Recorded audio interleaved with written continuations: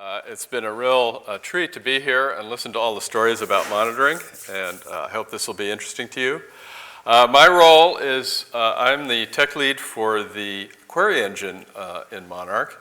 Monarch was built by a large team of dedicated and smart people who originally built it, keep it running, and have continued to evolve it. So I'm just the guy who gets to come here and talk about it. So let's start with a little background. Google obviously has a global monitoring problem. We have stuff everywhere, we have to keep track of it, but it isn't just global, it's huge volume of stuff. We're monitoring hundreds of millions of individual instances, targets across our systems. We're taking tens of billions of measurements across those targets. We're ingesting tens of gigabytes a second of data about them. It's a huge monitoring effort.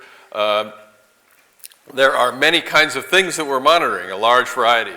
We've got obviously hardware, networking, operating systems, infrastructure services. We've got big user-facing services, back ends and front ends, smaller services.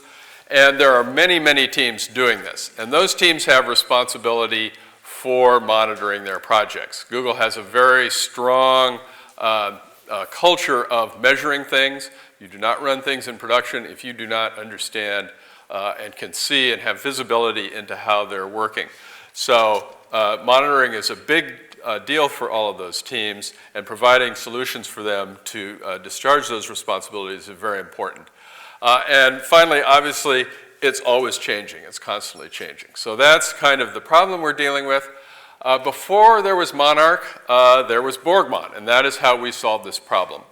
And you could think of Borgmon as the rough draft for Prometheus, which you heard about earlier today.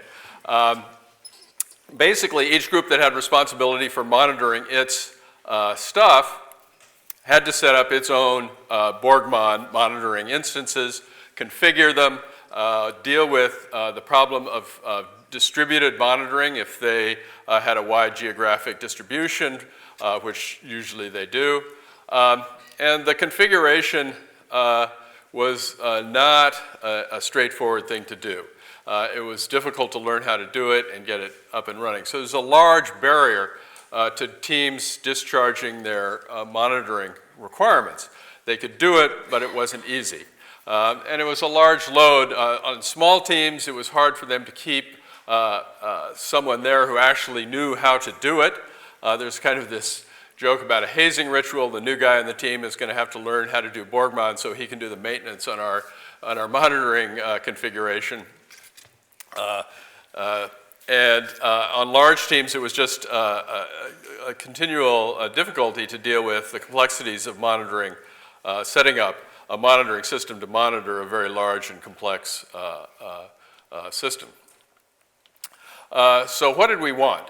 We wanted to set up, first we wanted a service for two reasons. One, to unload that kind of load of setting up your own monitoring system to monitor your service, but also because your service doesn't operate in a vacuum. It depends on other services. And what we wanted in terms of a monitoring service was the ability for you also to see the monitoring data for the systems that you depended on.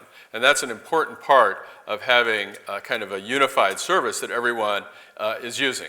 Obviously, we wanted the service to be able to handle the scale of Google, and we wanted people to be able to get up and running quickly with a much shallower learning curve to get monitoring running and going for their service. But it also had to be powerful and flexible enough to handle the largest services, very complex services distributed over all of Google. So that's what we were looking for. So we have a global monitoring problem, and we want a service to solve this. Where do we start? Well, we start by monitoring locally.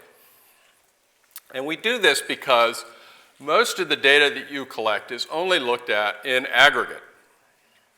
We aggregate it to decide if our system is healthy, what's going on in it, and we only look at the individual data things when we've identified some outlier and something that we need to look at.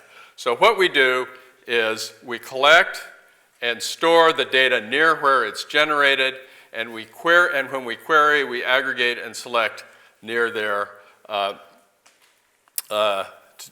do that. We start by monitoring locally. Well, how do we do that? We basically divide Google up into a number of zones. Each zone is a strongly connected network area, and we build a monitoring solution in that zone, a semi-autonomous monitoring solution. It's autonomous in the sense that even if the zone becomes disconnected from the rest of Google, it can continue to monitor the stuff that's in that zone. But semi-autonomous in the sense that it is integrated into a whole monitoring system that gives you a global view of Google and the systems that you're monitoring, no matter where they are in Google. So local autonomy, but integration. So what goes on inside a zone? Well, the monitoring starts with ingestion. And for Monarch, ingestion starts with the StreamZ library. So StreamZ is a library that is available basically on every piece of software that is running in Google production. And it has two purposes, or two things that it does. One, it provides classes for defining metrics, which are measurements we'll take on the system. We'll see in a minute what that is. And the second is that it is responsible for communicating with Monarch and pushing information to Monarch. So what are these metrics? Well, a metric is a structured, potentially multidimensional measurement of some aspect of the target. So here's an example of one. A metric has a name. This one is measuring response latencies for HTTP server. It gives the value type which the measurement is represented in this case, distributions. And I'll thank Heinrich for giving a very impassioned cell for using histograms, which is what is contained in a distribution along with a statistical summary, computing with histograms, because that's what this is.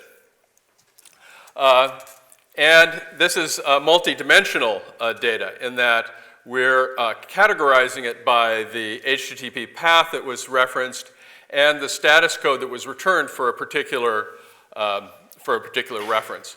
So when a reference is done, you have the path that was on, the status code, and a latency, how long it took. And you give that to the StreamZ library. It finds the right element in this in the set of values for the metric for that request endpoint and status code, and adds the histogram value to, adds the latency to the histogram value. So this is a cumulative metric. In other words, the StreamZ is maintaining these counters and it's accumulating values. So the population of values that are characterized by the histogram continues to increase.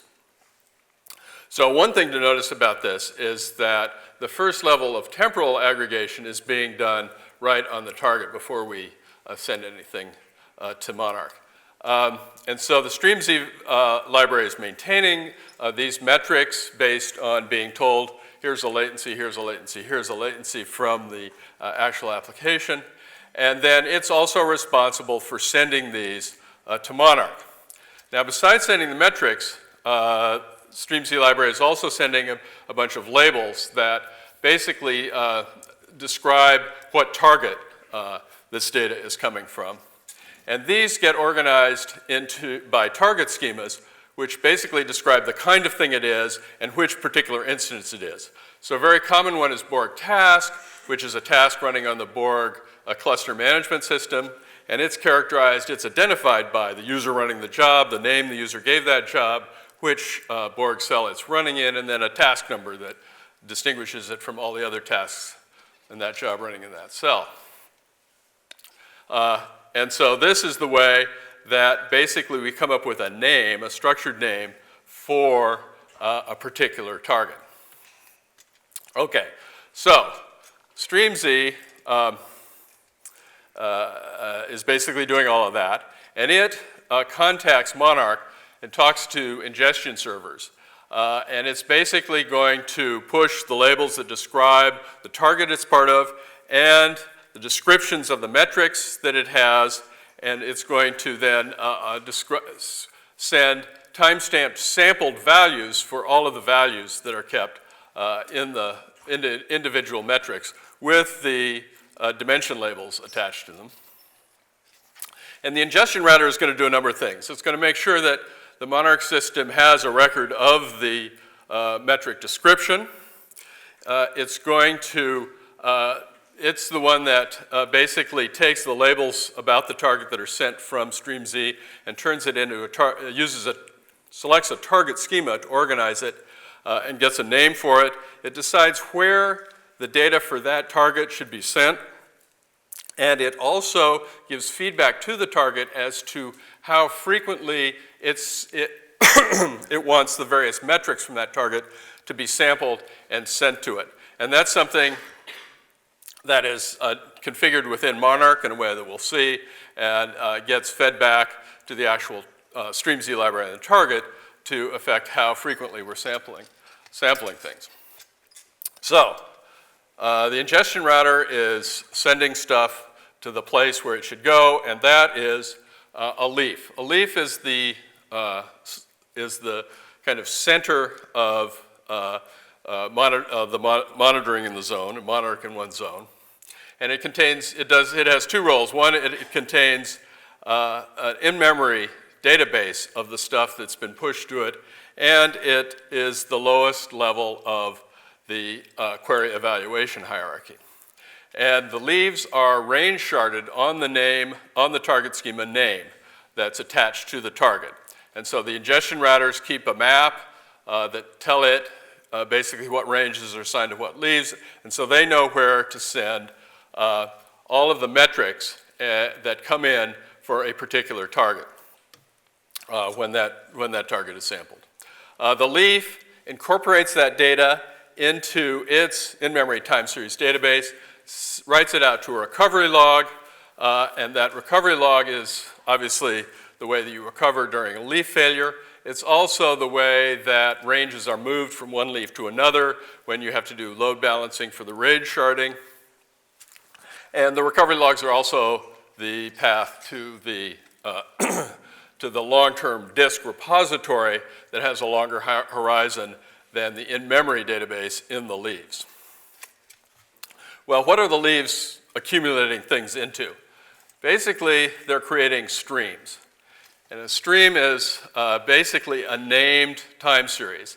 And the name is made up of the target that the data came from and the metric, the particular metric that is being measured on that target, not only the metric name, but the metric dimension labels. And so this identifies a particular measurement. Each time a sample for that target and a slice of the metric comes in, it comes with a sample timestamp, and it's added to the time series history of the stream with the timestamp and the value. Okay, so we're basically getting a time series of distributions being accumulated here for this particular metric. Now these streams can be thought of as being organized into tables, and for queries, this is kind of the organization you think of. And a table is something that's identified by a by the kind of target schema being used, in this case Borg task, and the name of the metric. And that defines a set, in this case a set of 6 columns that identify in the database. And then, so each row in this is one stream, and the final column is the time series, the history that's in that stream. So this makes up a kind of relational model that is the basis for the queries. Okay, so queries. Well, queries come in from outside the monitoring, the Monarch zone machinery, and they're handled by a zone mixer, which analyzes the query, decides which leaves should participate in the query, and sends the query to those leaves. Those leaves query the memory, in-memory database, and also the repository, integrate the data, do some processing on it, send it back to the zone mixer, more processing, and then that goes back to whoever made the query. The query is typically coming from global Monarch, in a way we'll see in a second, but it could also be coming locally. It could be coming from something else. And we'll go into more detail on what queries, how queries are actually executed. The other thing that could go on in a zone is autonomous evaluation. It can be, Monarch can be configured to evaluate queries on its own in the zone. Those get set to zone mixers in exactly the same way. The query is executed the same way as an externally query, except we don't use the repository for those. And then there are two things that could happen to that. One, it could be written back to the leaf, so it gets ingested into, the query computes a new value for a set of streams, and it gets ingested into the leaf in the same way as if it had come from a target. And the other thing is the query can lead to an alert, some kind of notification, and that gets sent to the Google Alert Manager, which is another component that I won't be talking about today, but also has like zonal presence everywhere. So queries that can be evaluated in the zone can get sent to the local alert manager. Okay, so there we have it, something that operates locally in a zone. It's kind of a query system in a zone, but we have this global problem. What happens now? Well, we integrate this globally. Basically, we have a layer called Global Monarch that is logically centralized but physically distributed. So it's distributed for robustness, and it's distributed to maintain the autonomy of the various Monarch zones. But it's central in the sense that the user has one place to configure Monarch, one place to send queries to see all of Google.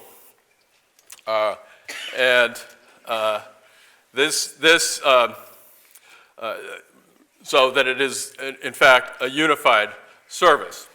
So the kinds of things you could do from Global Monarch are to configure Monarch and to issue queries that apply to all of Google. So configuration. The configuration basically controls the ingestion and retention of data. So I mentioned that the ingestion servers give feedback to the StreamZ library as to how frequently to sample things. That comes from a configuration that someone will have put into the configuration server, how long it's kept in the leaves, how long it's kept in the on-disk memory. It is through the configuration server that ongoing queries that are periodically evaluated are set up. The configuration server is also keeping track of all of the metric definitions that have been collected. It is a distributed Paxos database, and so in that sense it's logically centralized. It's one unified database, but distributed. And it has a huge amount of read replication, including in all the zones. And also the elements in the zones that use configuration information tend to keep local copies of that configuration information. So it integrates the zones into a unified whole, but the zones can still run autonomously even if the configuration server, the global Monarch, becomes inaccessible to it or is unavailable for some reason. All right, so that's configuration. Queries, the same story here as in the individual zones. The query comes in to Global Monarch, and there are root mixers all over the world. So if you're in Europe, you're likely to talk to a root mixer there. If you're here, you'll talk to one nearby. And those basically do the same thing for the zones as the zone mixers did for the leaves. So it's a hierarchical evaluation of queries. We'll see a little bit more of that in a second. And then you also have an evaluator here. So queries can be evaluated at the global level, and they can be sent to leaves to be stored, or can do alerts and notifications at the global level. And we'll talk in a second about how you decide where that happens, whether you do it here or in the zones. Okay, so we've got integrated Monarch now. We've got global Monarch that is basically providing an integration of all of the semi-autonomous Monarch zones so that it appears you have a unified system that will show you everything that's going on in Google, but the parts of that system are still able to continue to operate relatively independently of one another. Okay, so one of the interesting things that shows how this all fits together is a little bit more detail on how queries are done. So we'll talk for a moment about queries. Here's a query. We have a notation for doing queries that's based on a kind of piping metaphor like Unix, where you basically, each stage is creating a table that flows into the next stage, which does some modification, and the table flows to the next stage. So you start here by naming a table, and that's exactly the table I had talked about in an earlier slide. You can give a filter that says what part of the table I'm interested in this case, jobs that are being run by Gmail. And then I'm going to aggregate, this query is going to aggregate the streams in that table by basically throwing away all of the stream ID columns in the table except for job and cell. So we're going to get an aggregated distribution, latency distribution, for each job being run by Gmail and each cell it's being run in. And then we're going to extract the 95th percentile from that distribution. I thank Heinrich for giving a very impassioned defense of this way of collecting and computing on data where you want to get percentiles. There are other things you can do in queries. Joins are very important to allow you to do ratios and compare things. Pick top streams is very important in terms of selecting out outliers. The expressions and aggregation functions can be very general. It can be given very concisely, which is very nice for doing ad hoc queries. You tend to get this kind of write-only query, which you can really understand as you're typing it in, but you want to use the more expanded version probably for doing configuration and that sort of thing. So here's a query. Let's look at how it might get evaluated. So we have our hierarchy, the root mixer, zone mixer, leaves, repo, the lower part of that being reproduced in all of the different zones. And the query comes into the root mixer, and it basically analyzes the query into its parts. So it's going to do the fetch, and the filtering is going to be one step in it. It's going to do an alignment step, which wasn't explicitly mentioned in the query, but in order to aggregate multiple streams, the timestamps in the streams need to line up. You need to have the same period and phase in all of the streams. And for cumulative streams of the sort that we were looking at here, the alignment stage also chops it up into chunks. So if you had a 1 minute period, it'll chop it up into chunks that correspond to the population of latencies that occurred in that 1 minute period, as opposed to the population of latencies, the cumulative population from when the server started. So that happens in the align step. Then the aggregate step takes a bunch of time series and time by time adds the distributions together. So you take two distributions with disjoint populations of values, add them together to get a distribution for the union of those populations. And that's basically what is aggregating going on. And then finally, once you've aggregated that, you're going to extract the percentile estimate from the histogram in the distribution. I have 1 minute? Oh boy, ha! All right. So basically, the query gets moved down through the various stages. Each stage decides what to pass on to the next and what part it's going to execute. In this particular case, we're seeing that the zone mixer is going to, well, the zone mixer is going to do aggregation and percentile. The leaf is going to do the fetching. That's where the fetching goes on. It may fetch from the repo as well. It will do the align step on each stream as it's fetched. Then it will aggregate those. It can't finish the aggregation because it doesn't, information for a particular job and cell might not be on a single leaf. It may be spread on more leaves. But each leaf can do as much aggregation as possible. That gets sent up to the zone mixer, which does the final aggregation. We know that can be done because Borg cells don't cross zones, and we get a percentile out. We get the stream of distributions out. We can take the percentile of that, and that gets sent up to the root mixer, which has nothing to do but interleave all of the data. This is an example of the kind of query that would be run purely in the zones from the periodic evaluators. If the aggregation was over just the job and didn't have the Borg cell in it, then the aggregation would continue on the root mixer. It would do the percentile, and you'd have the kind of query that is executed globally. Okay, there are various ways that you use this system. There's a very nice graphical front end. There's a then there's also a Python way of doing it for Python. The graphical is very nice for getting started. You can very quickly say, here's what I want you to collect, and Monarch will get started collecting for your thing. You can, you can then give ad hoc, make queries, explore your data, and then you can set up alerts and set up consoles. The same thing can be done in Python. That's very important for larger teams or more complex monitoring situations where you really want to have the kind of source code control and whatnot for your configurations. A very important part of this is Monarch as a platform. So having built all of this, you have a solution for people, or you have a tool for people to do monitoring, and it makes it a lot easier for them to set up and get monitoring going. But it isn't a solution to their monitoring problems in and of itself.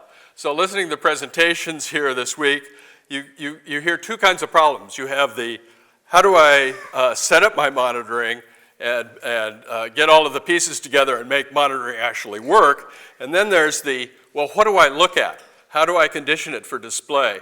How do I do alerts? How do I avoid alert fatigue? Monarch basically addresses the first part. It makes the second part easier, but it's the first part that it's doing. And it's very important that you do this as a platform so that people can come along and build solutions for the second part and build it on that platform for many people to use. And there's a whole host of projects that have grown up in Google around doing this having that kind of very flexible platform has made possible. And I'm not going to read this list because I'm clearly out of time. And I should not forget a very important thing that's built on this platform, which is Google Stackdriver, which is our cloud offering for doing monitoring. Monarch is doing the monitoring of customer instances and resources, as well as the Google services that those customers or resources are using. And this took a good deal of development in the Monarch team, particularly to deal with privacy issues and access control issues, and also different ways of naming things and doing things that are customary in the outside world. And having a very flexible querying mechanism made it possible to support that kind of thing. Okay, did we learn anything from this? One, services looks like the right idea. Being able to get people up and going, to give them global visibility into all of Google, including the things that they're doing and the things that they depend on, is very valuable. Collect and store locally, control, query globally, works. Those were important lessons we learned about this. Building something like this is hard. Resource management is hard. User isolation, being robust, so kind of welcome to running a service. But doing that, we've unloaded the work of hundreds of teams within Google who who are having to do that basically themselves one at a time. But monitoring is still complex. What you want to look at, how you want to alert, all of those things still need to be solved. This is a very, very powerful tool for solving them, but it isn't a complete solution. And you can't really make one size fits all. So it really has to be a very powerful and general thing, but not necessarily the specific solution people is looking for. So it's very important to have partnerships, to get people, to make the service be a platform so that people can come and address those problems of specific monitoring problems in a way that is useful to a large number of other people. It's a very different focus making a very general purpose monitoring tool like Monarch and crafting solutions that make monitoring straightforward and easy. And it's important that the people doing the first thing provide a platform to the people who are focusing on the second thing. So those are the lessons we learned. And I think I'm out of time. I want to thank you for listening to me. Thank you for staying to the end.